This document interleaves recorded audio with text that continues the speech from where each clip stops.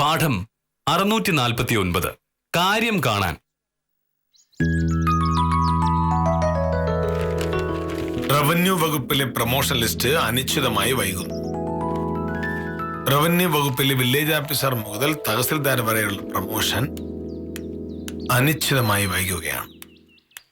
ഇതുമൂലം വിരമിച്ച പല ഉദ്യോഗസ്ഥന്മാർക്കും പകരമായി ആളെ നിയമിക്കാനായിട്ടില്ല. പല താലൂക്കുകളിലും തഹസിൽദാരുടെ ചുമതല മറ്റു താലൂക്കുകളിലെ തഹസിൽദാർമാർക്ക് കൈമാറിയിരിക്കുകയാണ്. എന്താണ് മോഹനട്ട, വലിയ ഗൗരവത്തിലാണല്ലോ വായന. നീ ഇത് കണ്ടോ ഭാമേ? സമയാസമയങ്ങളിൽ ഉദ്യോഗ കയറ്റം നൽകാത്തത് കൊണ്ട് ഉയർന്ന പല തസ്തികകളിലും ആളില്ല. എന്നെ പോലുള്ളവർ ഡിപ്പാർട്ട്മെന്റ് ടെസ്റ്റ് എഴുതി പാസ്സായി കാത്തിരിക്കാൻ തുടങ്ങിയിട്ട് നാളെത്രയായി? ഈ ലിസ്റ്റ് ഒന്ന് പുറത്തു വന്നിരുന്നെങ്കിൽ എനിക്ക് പ്രൊമോഷൻ കിട്ടിയേനെ, ഉദ്യോഗസ്ഥരില്ലാത്ത പ്രശ്നം മാറുകയും ചെയ്തേനെ.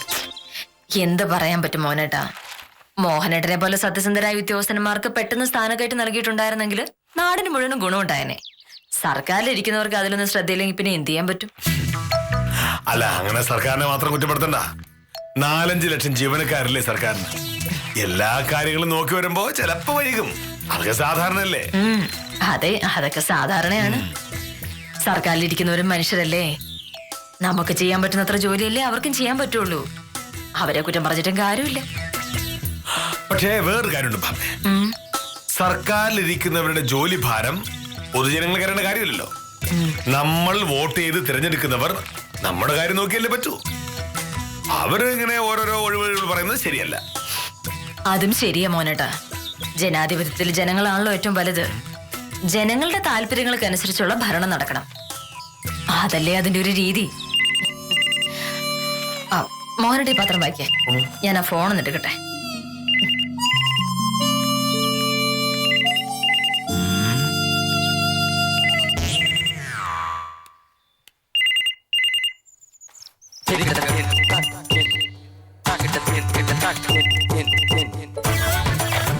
ഹലോ. സത്യഭാമയല്ലേ? അതെ. ഇത് ഞാനാ, പ്രഭാരൻ. നമസ്കാരം സാർ. സാർ ഇങ്ങോട്ട് വരുമെന്ന് പറഞ്ഞിട്ട് ഞാൻ പുറപ്പെടുകയാണെന്ന് പറയാൻ വിളിച്ചതാ. ഒരു 15 മിനിറ്റിനുള്ളിൽ അവിടെ എത്തും. അതിനെന്താ, സാറ് വന്നോളൂ. അപ്പൊ ശരി. ഓ എന്റെ ഈശ്വര, 15 മിനിറ്റ്. അതുവരെ ഒരു പ്രശ്നം ഉണ്ടാക്കരുതേ.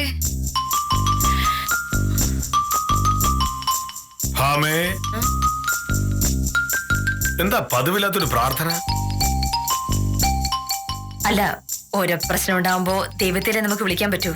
അങ്ങനെ വിളിച്ചു പോയതാ. ഇപ്പോഴെന്താ പ്രശ്നം? അങ്ങനെ പ്രത്യേകിച്ച് പ്രശ്നങ്ങളൊന്നുമില്ല. പിന്നെ ഓരോരോ ചെറിയ കാര്യങ്ങൾ. ചെറിയ കാര്യങ്ങൾക്ക് ദൈവത്തെ വിളിച്ച് ശല്യപ്പെടുത്തിയാൽ ദൈവത്തിന് ഇഷ്ടപ്പെടില്ല എന്ന് നീ തന്നെയല്ലേ പറയാറുള്ളത്? കഴിഞ്ഞ ആഴ്ച അത് പറഞ്ഞ് എന്നെ കളിയാക്കി. അതും ശരിയാ. പക്ഷെ പിന്നെ ആലോചിച്ചപ്പോ എനിക്ക് തോന്നി മോഹനേട്ടൻ പറഞ്ഞത് അതിന്റെ ശരിയെന്ന്. ഈ ലോകത്തെ എല്ലാ കാര്യങ്ങളും തീരുമാനിക്കുന്നത് ദൈവമല്ലേ. അപ്പൊ പിന്നെ ചെറിയ കാര്യം വലിയ കാര്യം എന്നൊക്കെ പറയാനുണ്ടോ? അല്ലേ? ചെറിയ കാര്യം വലിയ കാര്യം എന്നൊക്കെ ഉണ്ടെന്ന് എനിക്കറിയില്ല. പക്ഷേ ഞാൻ എന്റെ കാര്യത്തിനായി മാത്രം പ്രാർത്ഥിക്കാറേയില്ല. ഇപ്പൊ ഉദാഹരണത്തിന് എനിക്ക് പ്രമോഷൻ കിട്ടണേ എന്ന് ഞാൻ പ്രാർത്ഥിക്കാറുണ്ട്. അതെനിക്ക് വേണ്ടിയാണോ? അല്ല, പ്രമോഷൻ കിട്ടി ഞാനൊരു തഹസിൽദാരായാൽ നാടിന് നല്ലതാണല്ലോ എന്ന് ഓർത്തിട്ടാ. അത് ശരിയാ മോനേട്ടാ. ഒരു വില്ലേജ് ഓഫീസർ ആയിരിക്കുമ്പോ തന്നെ നാടിന് വേണ്ടി മോഹനേട്ടൻ എന്തൊക്കെ കാര്യങ്ങളാ ചെയ്യുന്നത്. അപ്പൊ പിന്നെ മോഹനേട്ടൻ തഹസിൽദാരും കൂടെ ആയിട്ടുണ്ടെങ്കിൽ ഒരു താലൂക്ക് മുഴുവൻ രക്ഷപ്പെടില്ലേ? കേൾക്കുമ്പോ നല്ല രസമുണ്ട്. പക്ഷേ തഹസിൽദാരായി കഴിഞ്ഞാ എന്താ ജോലി? ഊണും ഉറക്കവും കളഞ്ഞ് ജോലി ചെയ്യേണ്ടി വരും. അങ്ങനെ ആലോചിക്കുമ്പോ വില്ലേജ് ഓഫീസർ ആയിരുന്നാൽ തന്നെ മതിയെന്ന് തോന്നും. ഒന്നാലോചിച്ച് അത് തന്നെയാ മോഹനേട്ടൻ നല്ലത്. ചെറിയ ഓഫീസ് ആയതുകൊണ്ട് മോഹനേട്ടൻ വിചാരിച്ച പോലെയൊക്കെ കാര്യങ്ങൾ നടക്കും. അനുസരണയുള്ള സഹപ്രവർത്തകര്, വീടിനടുത്ത് തന്നെ ഓഫീസ്. നല്ലതാ, ഇതാ നല്ലത്. ഇപ്പൊ തന്നെ ജോലി ചെയ്ത് എന്റെ മോഹനേട്ടൻ വല്ലാതെ ക്ഷീണിച്ചു. അതൊന്നും പറഞ്ഞിട്ട് കാര്യമില്ല. ഒരു സർക്കാർ ഉദ്യോഗസ്ഥൻ സർക്കാരിന് വേണ്ടി സർക്കാർ പറയുന്ന സ്ഥലത്ത് സർക്കാർ ആവശ്യപ്പെടുന്ന സമയത്ത് ജോലി ചെയ്യണമെന്നാണ് ചട്ടം. അപ്പൊ നമ്മുടെ ആരോഗ്യം നോക്കിട്ടിരിക്കാൻ പറ്റുമോ? ഇല്ല. സർക്കാർ ഉദ്യോഗസ്ഥന്റെ ഉത്തരവാദിത്തങ്ങൾ എനിക്ക് അറിഞ്ഞൂടെ. ചിലപ്പോ ആരോഗ്യം കളഞ്ഞിങ്ങനെ ജോലി ചെയ്യേണ്ടി വരും. അല്ലെങ്കിൽ തന്നെ മോഹനേട്ടൻ ഇപ്പൊ അങ്ങനെ തന്നെയല്ലേ. എന്നാലും ആകെ ഒന്ന് ക്ഷീണിച്ചിട്ടുണ്ട് മോഹനേട്ടൻ.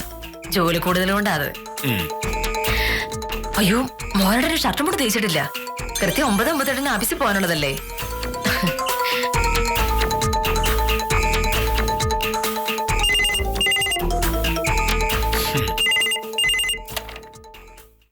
ഹലോ, അതെ, കെ മോഹനകൃഷ്ണനാണ്. നമസ്കാരം സാർ. ഞാൻ അങ്ങോട്ട് വിളിക്കാതിരിക്കായിരുന്നു. ഓ ശരി സാർ. അതിനെന്താ, മോഹനകൃഷ്ണൻ ഒരു കാര്യമേറ്റാൽ കൃത്യമായി അത് ചെയ്യുമെന്ന് സാറിനും അറിയാലോ. ഞാൻ ഒരു ഉത്തരവാദിത്തപ്പെട്ട സർക്കാർ ഉദ്യോഗസ്ഥനല്ലേ. ശരി. മോഹനേട്ടാ, ഒന്നിങ്ങ് വരുമോ?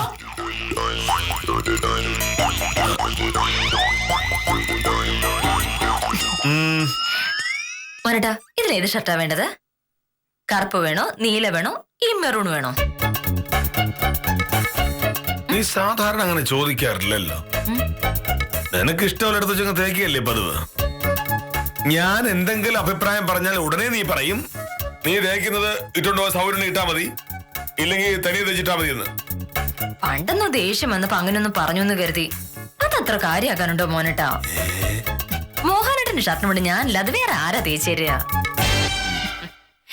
എന്നാലും ഉള്ളിന്റെ ഉള്ളിൽ നിനക്കത് ഇഷ്ടമല്ല. ഞാൻ തന്നെ എന്റെ ഷർട്ടും മുണ്ടും തേച്ചിരുന്നെങ്കിൽ നന്നായിരുന്നു എന്ന് നീ വിചാരിക്കാറുണ്ട്. എവിടുന്ന്? സത്യം പറഞ്ഞ് ഞാൻ ഈ ഷർട്ടും മുണ്ടും തേച്ചിരുന്ന എന്തുകൊണ്ടാണെന്ന് മോഹനേട്ടൻ അറിയാമോ? എന്തുകൊണ്ടാ? മോഹനേട്ടൻ നാട്ടുകാരെ മുഴുവൻ ബഹുമാനിക്കുന്ന ഒരു സർക്കാർ ഉദ്യോഗസ്ഥനാണ്. മോഹനേട്ടൻ ഇവിടെ നിന്ന് ഇറങ്ങി വില്ലേജ് ഓഫീസിൽ ചെല്ലുന്നവരെ എത്ര പേരാ മോഹനേട്ടനെ ശ്രദ്ധിക്കുക? അപ്പം മോഹനേട്ടൻ തേച്ച് വടിവത്ത ഷർട്ടും മുണ്ടും ഇട്ടു പോയിട്ടുണ്ടെങ്കിൽ ആളുകളൊക്കെ പറയില്ലേ സത്യഭാമ നല്ലൊരു ഭാര്യയാണ്. നോക്കൂ, മോഹനേട്ടൻ സാറിന്റെ ഷർട്ടും മുണ്ടും എത്ര ഭംഗിയായിട്ടാണ് അവർ തേച്ചു കൊടുത്തിരിക്കുന്നതെന്ന്. അതിന്റെ ക്രെഡിറ്റ് എനിക്കല്ലേ. അപ്പോ നിനക്ക് നാട്ടുകാരുടെ മുമ്പിൽ ആളാകാൻ വേണ്ടിയാണ് നീ ഇതൊക്കെ തേക്കുന്നത്. ഞാൻ കരുതി എന്നോടുള്ള സ്നേഹം കൊണ്ടാണെന്ന്. സ്നേഹം കൊണ്ടാണല്ലോ. മോഹനേട്ടൻ നാട്ടുകാരുടെയും മേലുദ്യോഗസ്ഥന്റെ ഒക്കെ മുന്നിൽ ഇങ്ങനെ യോഗ്യനായി നടക്കണമെന്ന് എനിക്ക് തോന്നുന്നത് മോഹനേട്ടനുള്ള സ്നേഹം കൊണ്ടല്ലാതെ പിന്നെ എന്താ? ഇനി അത് പറഞ്ഞു നിൽക്കാതെ ഏത് ഷർട്ടാ വേണ്ടെന്ന് പറ.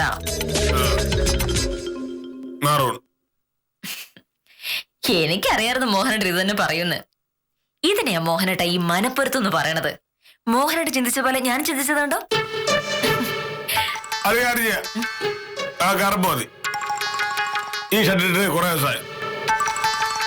ഈ ഷർട്ട് മോഹനേട്ടന് ശരിക്കും ചേരും.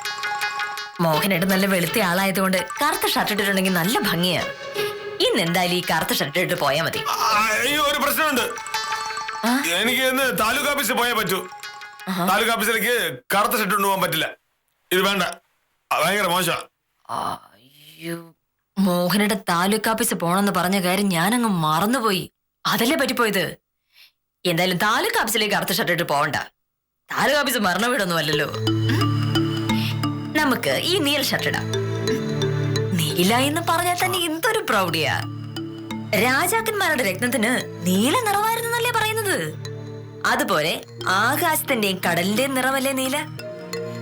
എന്റെ മോഹനേട്ടൻ ആകാശവും കടലും പോലെ അന്തമില്ലാത്തൊരു പ്രതിഭാസമല്ലേ. അപ്പൊ പിന്നെ ഈ നീല ഷർട്ട് തന്നെയാ ചേരുന്നത്. ഉത്തമം വന്നിട്ടുണ്ടല്ലോ. എന്താണെന്ന് മോഹനോട് ചോദിക്കുമ്പോഴേക്കും ഞാൻ തേച്ചു വെക്കാം.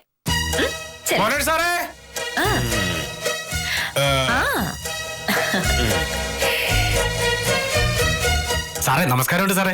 ആ കേശവൻകുട്ടിയുടെ പോക്കുവരവിന്റെ കാര്യം ഒന്നുകൂടെ പറയാനാണ് ഞാൻ വന്നത്. പോക്കുവരവൊന്ന് നേരത്തെ നടത്തിയിരുന്നെങ്കിൽ അവന് കരം അടയ്ക്കാമായിരുന്നു. കരം തീർന്ന രസീത് ഹാജരാക്കിയില്ലെങ്കിൽ അവന് കൃഷി ഓഫീസിലെ കാര്യങ്ങളൊന്നും നടക്കില്ല. കേശവൻകുട്ടി പോക്കുവരവിനുള്ള അപേക്ഷ തന്നിട്ട് ഒരാഴ്ച കഴിഞ്ഞതേ ഉള്ളൂ. നിയമപ്രകാരമുള്ള അപ്പീൽ കാലാവധി കഴിയാതെ പോക്കുവരവ് ചെയ്യാൻ നിയമം അനുവദിക്കില്ല. അതൊക്കെ എനിക്ക് അറിയാം സാറേ. പക്ഷേ വില്ലേജ് ഓഫീസർ കെ മോഹനേട്ടൻ സാറ് വിചാരിച്ച നടക്കാത്ത കാര്യമുണ്ടോ? കേശവൻകുട്ടിയുടെ അവസ്ഥ സാറിന് അറിയാൻ ചെയ്യാലോ. ഒന്ന് സഹായിക്കണം സാറേ. ഉത്തമ, വില്ലേജ് ഓഫീസിൽ വരുന്ന ഓരോരുത്തർക്കും ഓരോരോ പ്രശ്നങ്ങൾ കാണും. അതൊക്കെ നോക്കി എന്റെ ഇഷ്ടത്തിന് ഓരോന്ന് ചെയ്ത് കൊടുക്കാൻ പറ്റൂ? ഇല്ല. അങ്ങനെ വില്ലേജ് ഓഫീസറുടെ സൗകര്യത്തിന് ഓരോന്ന് ചെയ്യാനായിട്ടായിരുന്നെങ്കിൽ നിയമങ്ങളും ചട്ടങ്ങളും ഒക്കെ ഉണ്ടാക്കേണ്ട കാര്യം ഉണ്ടായിരുന്നോ? സാറിപ്പോ പറയുന്നതൊക്കെ ശരി തന്നെയാണ്. പക്ഷെ എന്തെങ്കിലുമൊക്കെ ചെയ്യാൻ പറ്റുമെങ്കിൽ ചെയ്യാമോ എന്ന് ഞാൻ ചോദിക്കാൻ വേണ്ടി വന്നതാണ്. കാര്യത്തിൽ എനിക്കൊന്നും ചെയ്യാൻ പറ്റില്ല. പോക്ക് വരവ് അതിന്റെ സമയത്ത് ഇറങ്ങും. നമസ്കാരം വക്കീലേ. നമസ്കാരം. എന്താ ഉത്തമ രാവിലെ? അല്ലെ ഉത്തമൻ ഒരു പോക്ക് വരവിന്റെ കാര്യം പറയാൻ വേണ്ടി വന്നതാ. നിയമപ്രകാരമുള്ള അപ്പീൽ കാലാവധി കഴിയാതെ എങ്ങനെ പോക്ക് വരവ് ചെയ്ത് കൊടുക്കും? ഒരു കാരണവശാലും പറ്റില്ലല്ലോ. അല്ലെങ്കിൽ തന്നെ മോഹനയുടെ നിയമം ഒട്ടൊന്നും ചെയ്യില്ലെന്ന് ഉത്തമൻ എന്നെ അറിഞ്ഞൂടെ? അതെ ഉത്തമ, ഞാനൊരു കാര്യം പറയുന്നുണ്ട്, വേറൊന്നും വിചാരിക്കരുത്. മോഹനേട്ടനെ പോലെ സത്യസന്ധനായ സർക്കാർ ഉദ്യോഗസ്ഥരെ വഴിതെറ്റിക്കുന്നത് ഉത്തമനെ പോലുള്ളവരാ. ഞാനാ? എന്താ സംശയം? ഇത്രയും മാന്യമായി ജീവിക്കുന്ന മോഹനേട്ടനെ കൊണ്ട് പോലും ഇങ്ങനെ വഴിവിട്ട് ഓരോന്ന് ചെയ്യാൻ നിർബന്ധിക്കുന്ന ഉത്തമൻ മറ്റു വില്ലേജ് ഓഫീസർമാരുടെ അടുത്ത് എന്തൊക്കെ ചെയ്യും? കൈക്കൂലി കൊടുക്കും, മദ്യം വാങ്ങിക്കൊടുക്കും, അങ്ങനെ എന്തെല്ലാം കാര്യങ്ങള്. മോഹനേട്ടൻ അത്തരം പ്രലോഭനങ്ങളൊന്നും വീഴാത്ത ആളായതുകൊണ്ട് ഉത്തമനെ പോലുള്ളവരുടെ അഭ്യാസം നടക്കുന്നില്ല. ഞാൻ അങ്ങനെയൊന്നും തേച്ച് വെച്ചിട്ടുണ്ട് മോഹനേട്ടാ. മോഹനേട്ട പോയി വേഷം മാറി വരുമ്പോഴേക്കും ഞാൻ കഴിക്കാനുള്ള എടുത്ത് വെക്കാം. ശരി, അപ്പൊ പോയിക്കോ. വക്കീലെ, ഓ. അതെന്ത് വർത്തമാനാണ് വക്കീല് പറഞ്ഞത്? എന്താ? ഞാൻ ഏത് വില്ലേജ് ഓഫീസറാണ് വഴി തെറ്റിച്ചത്? ക്ഷമിക്കൂ, വേറെ ഒരു വഴിയില്ലാത്തോണ്ട് ഞാൻ പറഞ്ഞു പോയതാ. വില്ലേജ് ഓഫീസർ വഴക്കുണ്ടാക്കാതിരിക്കാൻ രാവിലെ മുതലേ ഞാൻ തകർത്ത് അഭിനയിച്ചോണ്ടിരിക്കുക. എന്താണ് വക്കീല് പ്രശ്നം? ഉത്തമന് പ്രഭാകര സാറിന് അറിയാമോ? ടൗണിൽ ഫിനാൻസ് കമ്പനി നടത്തുന്ന പ്രഭാകര സാറ്. പിന്നെ ലക്ഷ്മി ഫിനാൻസിന്റെ ഉടമ പ്രഭാകര സാർ. എനിക്കറിയാം. പുള്ളിക്കാരൻ എന്നെ കാണാൻ ഇങ്ങോട്ട് വരുന്നുണ്ട്. ഇങ്ങോട്ടാ? സദാൻ സാറ് പറഞ്ഞു വിട്ടതാന്നാ പറഞ്ഞത്. എന്തോ കേസിന്റെ കാര്യ. മോഹനേട്ടൻ സ്വഭാവം ഉത്തമൻ എന്നെ അറിയാലോ. ബാങ്കുകളില്ലാതെ പണമിടപാടുകൾ നടത്തുന്ന മുഴുവൻ സ്ഥാപനങ്ങളും തട്ടിപ്പ് കമ്പനികളാണെന്നാണ് സാറിന്റെ ധാരണ. ഓ, ഇപ്പൊ പ്രഭാകര സാറ് വരുന്ന കാര്യം പറഞ്ഞിട്ടുണ്ടെങ്കിൽ ആ നിമിഷം തുടങ്ങും വഴക്ക്. അതുകൊണ്ട് ആ കാര്യം ഞാൻ വേണ്ടിയിട്ടില്ല. പ്രഭാകര സാറ് വന്നു കയറുമ്പോ എന്നത്തേതും പോലെ ഇവിടെ വഴക്കാണെങ്കിൽ എന്റെ മാനം പോയില്ലേ. ഞാനും മോഹനേട്ടനും തമ്മിൽ ഭയങ്കര സ്നേഹമാണെന്നാണല്ലോ പുറത്തുള്ളവരുടെയൊക്കെ ധാരണ. പ്രഭാകര സാർ വന്നിട്ട് പോകുന്നവരെ ഒരു വഴക്കം ഉണ്ടാവാതിരിക്കാൻ രാവിലെ മുതൽ ഞാൻ മോഹനേട്ടനും പറയുന്നതെല്ലാം പഞ്ചപുച്ഛമടക്കി സമ്മതിച്ചു കൊടുത്തോണ്ടിരിക്കാം. ഇപ്പൊ മോഹനേട്ടന്റെ പക്ഷം പിടിച്ചും അതിനാണ്. ഉത്തമൻ വേറൊന്നും വിചാരിക്കല്ലേ. ഞാൻ എങ്ങനെയെങ്കിലും പറഞ്ഞ് സാറിനെ കൊണ്ടത് പറഞ്ഞ് സമ്മതിപ്പിച്ചല്ലേ. അപ്പൊ വക്കീലാണ് സാറിന്റെ പക്ഷം പിടിച്ച് വഷളാക്കിയത്. ഇനിയിപ്പോ കേശവൻകുട്ടിയോട് ഒന്ന് പറയുമെന്തോ. എന്തായാലും തൽക്കാലം വക്കീലിന്റെ കാര്യം നടക്കട്ടെ. ശരി ശരി. എന്റെ ഈശ്വര, ഒരു 5 മിനിറ്റ് കൂടി വഴക്കുണ്ടാവാതെ നോക്കണേ.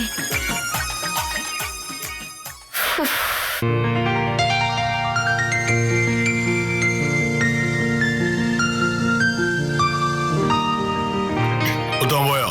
ആ പോയി. അതെ, ഞാൻ മോഹനേട്ടന്റെ പക്ഷം പിടിച്ചത് ഉത്തമനെ അത്രയ്ക്കങ്ങ് ഇഷ്ടപ്പെട്ടിട്ടൊന്നുമില്ല. എങ്ങനെ പക്ഷം പിടിക്കാതിരിക്കുന്നു? മോഹനേട്ടൻ തന്നെ പറ. സത്യസന്ധമായി ജോലി ചെയ്യുന്നവരെ വഴി തെറ്റിക്കാൻ നോക്കിയിട്ടുണ്ടെങ്കിൽ നമുക്ക് പിന്നെ ദേഷ്യം വരില്ലേ? നിനക്കെന്താണ് സത്യത്തെ പറ്റി ഇങ്ങനെ പെട്ടെന്നൊരു ബോധം വന്നത്? കോടതിയിൽ ആളുകളെ കൊണ്ട് കള്ളസാക്ഷി പറയിക്കുകയും കേസുകൾ വളച്ചൊടിക്കുകയും ചെയ്യുമ്പോൾ ഒന്നും തോന്നാറില്ലല്ലോ. ആര് പറഞ്ഞില്ലെന്ന്? സത്യം പറയാലോ മോഹനേട്ടാ, ഞാനായിട്ട് ഒരു കള്ളസാക്ഷി ഇതുവരെ കൊണ്ടുവന്നിട്ടില്ല. പിന്നെ സദാനന്ദ സാർ നിർബന്ധിക്കുമ്പോ ഞാനത് കണ്ടില്ലെങ്കിൽ നടിക്കും. തെറ്റ് ചെയ്യുന്നത് കണ്ടിട്ട് കണ്ണടയ്ക്കുന്നതും തെറ്റാണ്.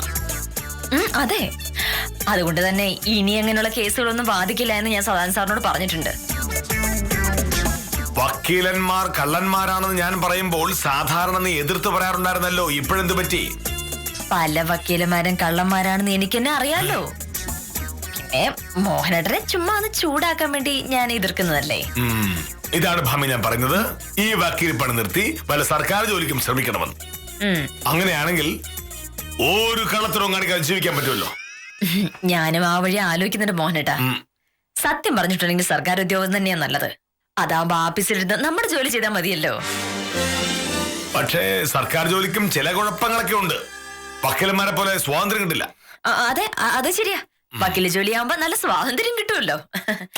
പിന്നെ സ്വാതന്ത്ര്യം കിട്ടുന്ന കാര്യം, തൊഴിലിൽ സുരക്ഷിതത്വമില്ലല്ലോ. കേസ് കിട്ടിയാ കിട്ടി, അത്രയാണ്. അതെ, സർക്കാർ ജോലിയാണെങ്കിൽ ഒരു ഉറപ്പുണ്ട്. അത് മാത്രമല്ല, വിരമിച്ചിട്ടുണ്ടെങ്കിൽ പെൻഷൻ കിട്ടും. സത്യത്തിൽ മോഹനേട്ടൻ പറയുന്ന പോലെ എത്രയും പെട്ടെന്ന് ഒരു സർക്കാർ ജോലി സംഘടിപ്പിക്കുന്ന തന്നെയാണ് നല്ലത്. ഇനി എല്ലാ PSC പരീക്ഷയ്ക്കും അപേക്ഷിക്കാൻ ഞാൻ തീരുമാനിച്ചു കഴിഞ്ഞു. മോഹനേട്ടൻ ഒരു ചായ വേണ്ടേ? ഞാനത് ഇപ്പൊ എടുത്തിട്ട് വരാം. അപ്പോഴേക്കും മോഹനേട്ടൻ ആ പത്രം ഒന്നും കൂടെ വായിക്കേ. ഇപ്പൊ വരാം.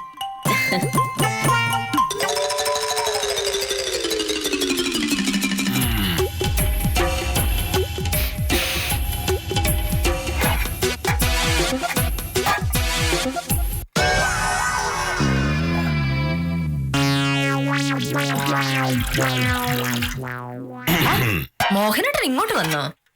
ചായ ഞാൻ അങ്ങോട്ട് കൊണ്ടുവരുമായിരുന്നല്ലോ. അത് സാരമില്ല. നിനക്ക് രാവിലെ അടുക്കളയിൽ എന്തുമാത്രം ജോലിയുണ്ട്. അതിനിടയിൽ ചായ എടുത്ത് അപ്പുറത്ത് വരെ കൊണ്ടുവരുന്നത് ബുദ്ധിമുട്ടാവില്ലേ? ഇതെന്ത് വർത്താനം മോഹനേട്ടാ? ഞാൻ രാവിലെ അടുക്കളയിൽ കയറുന്നതും ജോലി ചെയ്യുന്നൊക്കെ എന്തിനാണ്? മോഹനേട്ടന് സമയത്ത് വലുതും കഴിച്ച് ആഫീസിൽ പോകാൻ വേണ്ടി. അപ്പൊ പിന്നെ ചായ അപ്പുറത്ത് വരെ ഒന്നും കൊണ്ടുവന്ന് തരുന്നില്ലേ? എനിക്ക് എന്താ പ്രയാസം? എന്നാലും ഇത്രയും ചെറിയ കാര്യം ഞാനായിട്ട് ചെയ്യണമല്ലോ. നിന്നെ അടുക്കളയിൽ ഞാൻ സഹായിക്കാറില്ല. ഇവിടുത്തെ ഒരു ജോലിയും ചെയ്യാറുമില്ല. അതിലൊക്കെ നിനക്ക് പ്രയാസം ഉണ്ട് താനും. ആര് പറഞ്ഞു? മോഹനേട്ടാ, വീട്ടിൽ മോഹനേട്ടൻ എന്നെ സഹായിക്കാറില്ല എന്നുള്ളത് ശരിയായിരിക്കും. പക്ഷെ ഇവിടുന്ന് പോയി കഴിഞ്ഞ പിന്നെ മോഹനേട്ടൻ എന്തുമാത്രം ജോലിയാ ഉള്ളത്. ഒരു വില്ലേജ് ഓഫീസർ ഉത്തരവാദിത്വം ജോലി ഭാരമൊക്കെ എനിക്ക് മനസ്സിലാവില്ലേ? അത്രയും ഉത്തരവാദിത്തപ്പെട്ട ജോലി ചെയ്യുന്ന മോഹനേട്ടനെ മനസ്സറിഞ്ഞ് സഹായിക്കേണ്ടത് എന്റെ കടമയല്ലേ? സത്യം പറഞ്ഞ മോഹനേട്ടനെ സമ്മതിക്കണം. ഇത്രയും പ്രയാസമുള്ള ജോലി ചെയ്തിട്ടും അതിന്റെ എന്തെങ്കിലും ദേഷ്യമോ മടുപ്പോ മോഹനേട്ടൻ കാണിക്കാറുണ്ടോ? വേറെ വല്ല ഭർത്താക്കന്മാരായിരുന്നെങ്കിൽ കാണായിരുന്നു. ഒന്ന് പറഞ്ഞ് രണ്ടാമത്തിന് വഴക്കുണ്ടാക്കും. പക്ഷേ ഞാൻ ഇടയ്ക്കിടയ്ക്ക് ദേഷ്യപ്പെടാറൊക്കെ ഇല്ലേ? ഉണ്ടല്ലോ. ഉണ്ട്. അതെന്തുണ്ടാ? മോഹനേട്ടന്റെ വിഷമങ്ങൾ മനസ്സിലാക്കാതെ ഞാൻ വല്ല കുസൃതയും കാണിക്കും. അപ്പോഴല്ലേ? ആ ലാഭം മാത്രമല്ല, ചിലപ്പോ ഒരു കാര്യമില്ല ഞാൻ ദേഷ്യപ്പെടാറുണ്ട്. ഇതെല്ലാം സാധാരണയല്ലേ മോഹനേട്ടാ? പിന്നെ ഒരു സത്യം ഞാൻ പറയാം. മോഹനേട്ടൻ ദേഷ്യപ്പെടുന്നതാണ് എന്തൊരു ഭംഗിയാന്നറിയാം. അത് കാണാൻ വേണ്ടിയല്ലേ ഞാൻ മിക്കവാറും വഴക്കുണ്ടാക്കുന്നത്. സത്യം പറഞ്ഞ ഒരു ദിവസം മോഹനേട്ടൻ ദേഷ്യപ്പെട്ടില്ലെങ്കിലാണ് എനിക്ക് സങ്കടം. ഞാൻ നോക്കിക്കോളാം മോഹനേട്ടാ. മോഹനേട്ടൻ സമാധാനമായിട്ട് ചായ കുടിച്ചോ? എന്തെങ്കിലും കുടിക്കുമ്പോഴെങ്കിലും സ്വസ്ഥത വേണ്ടേ? അല്ലേ?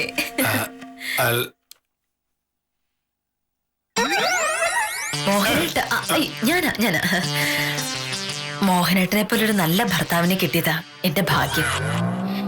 എനിക്ക് ഈ ലോകത്ത് വേറൊന്നും വേണ്ട.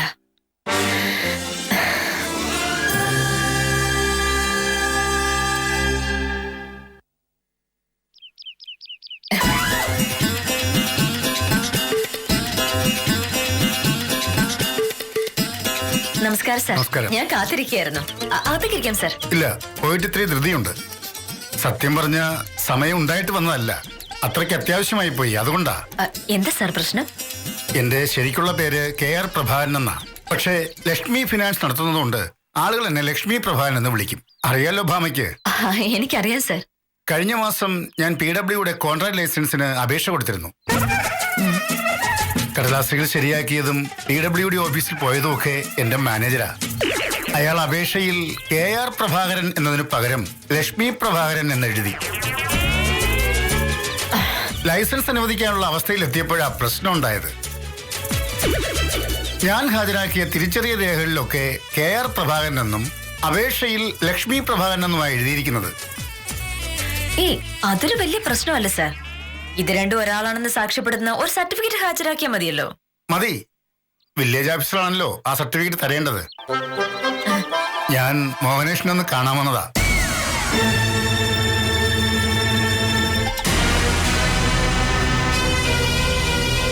മോഹനേഷിനെ വിളിച്ച് 10 മണിക്ക് വില്ലേജ് ഓഫീസിൽ വരട്ടെ എന്ന് ചോദിച്ചപ്പോ പറഞ്ഞു രാവിലെ താലൂക്ക് ഓഫീസിൽ പോകുന്നു. എങ്കിൽ പിന്നെ ഇവിടെ കൊണ്ടുവന്ന് ഒപ്പിടുവിച്ച് 10 മണിക്ക് ഓഫീസിൽ കൊണ്ടുപോയി സീല് വയ്ക്കാമെന്ന് കരുതി. വിളിച്ചപ്പോ മോഹനേഷൻ പറഞ്ഞു വന്നോളാൻ. അപ്പൊ എന്നെ കാണാനാ വരുന്നെന്ന് പറഞ്ഞതോ? അങ്ങനെ ഞാൻ പറഞ്ഞില്ല. സത്യഭാമ എന്റെ കേസ് വാദിക്കുന്ന വക്കീലല്ലേ, വക്കീലിന്റെ വീട്ടിലേക്ക് വരുമ്പോ ഒന്ന് വിളിച്ചു പറയാന്ന് കരുതി, അത്രേ ഉള്ളൂ.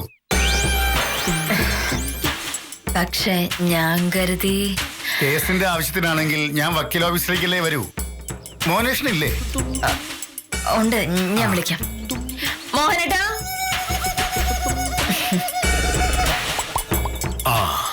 നമസ്കാരം. അപേക്ഷ കൊണ്ടുവന്നിട്ടുണ്ടോ? ഉണ്ട്. സാധാരണ ഞാനിങ്ങനെ ഇവിടെ വെച്ച് ഒപ്പിട്ട് കൊടുക്കാറില്ല. പക്ഷേ 10:30 തന്നെ ഇത് PWDയിൽ കൊടുക്കണമെന്ന് പറഞ്ഞതുകൊണ്ടാണ് ഞാൻ ഒപ്പിടാന്ന് പറഞ്ഞത്. അറിയാം.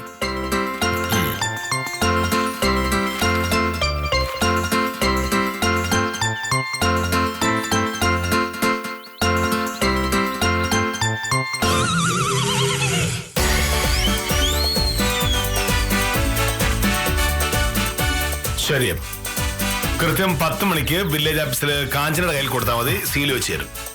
ഞാൻ വിളിച്ചു പറഞ്ഞിട്ടുണ്ട്. ആ, ശരി, വലിയ ഉപകാരം. അപ്പൊ ഞാൻ വരട്ടെ. ശരി.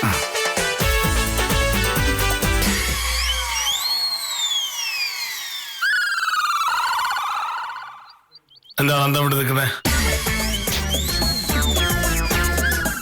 പ്രഭാകരൻ സാർ നിന്റെ കക്ഷി ആയതുകൊണ്ട് നിന്നെ കാണാൻ വരുന്നു എന്ന് കരുതിയല്ലേ?